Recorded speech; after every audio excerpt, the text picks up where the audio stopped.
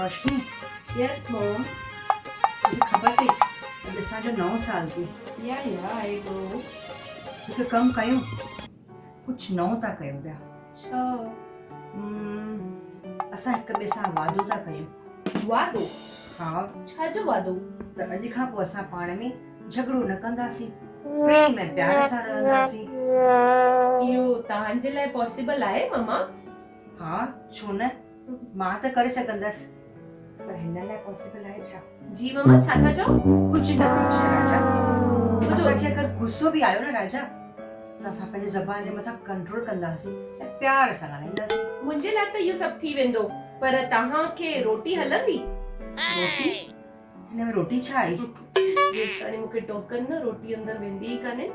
चयो छा? न मम्मा, मां इहो थी चवां कि तव्हांखे मुंहिंजी तारीफ़ करण जी आदत अथव न, त तव्हां रोटी कीअं खाईंदव?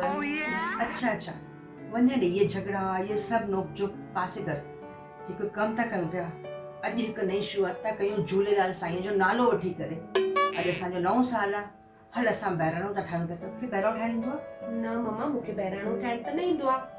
काई ॻाल्हि कान्हे, तूं सिखंदीअ?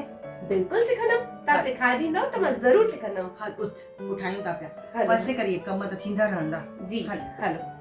अचु, सभिनी खां पहिरियों अटो ॻोए वठ। जी मम्मी।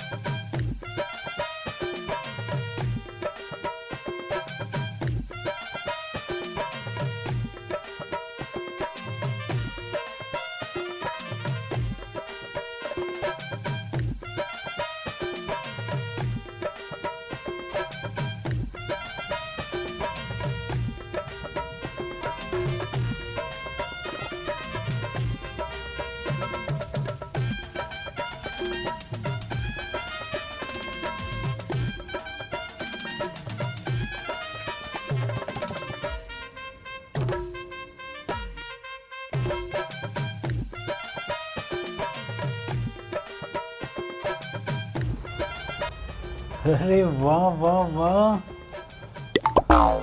वाह, ये बहिराणो कंहिं ठाहियो आहे? ही बहिराणो मां ठाहियो आहे। अच्छा, हा, ऐं इहो बहिराणो ठाहिण मूंखे अॼु मम्मीअ सेखारियो आहे। वाह वाह, पर मम्मी आहे किथे? हा, हेॾा ओ मम्मी आहिनि न हाणे दीदीअ जे घर विया आहिनि, दीदीअ खे बहिराणो सेखारण। त जेसिताणी मम्मी अचनि था पिया, हलो असां पूजा जी तयारी करे वठूं। बिल्कुलु बहिराणो कढूं ऐं झूलण देव जी आरती कयूं। बिल्कुलु। वाह रोशू वाह, अॼु तूं घर में बहिराणो ठाहे करे ॾाढो सुठो कयो आहे। बल्कि मां त चवंदुमि कि अॼु जे ॾींहं ते हर घर में बहिराणो ठहणु खपे। हा, ऐं जिन खे ही बहिराणो ठाहिण न ईंदो आहे उन्हनि खे पंहिंजे वॾनि खां सिखणु खपे ऐं नंढड़े ॿारनि खे बि हिन बहिराणो जो मायनो सम्झाइणु खपे।